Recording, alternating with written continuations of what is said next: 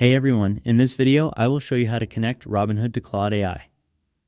First, open the Claude AI website in your browser and sign into your account. Once the website is open, look at the bottom left corner of the screen and click on your profile picture. From the menu that appears, select Settings to open the Claude AI settings page. Inside Settings, find the Connectors option and click on it. This section lets you manage and add external connections for Claude AI. Now, click on the Add button located at the top right corner of the page. From the available options, select Add Custom Connector. Next, you need the Robinhood MCP server URL.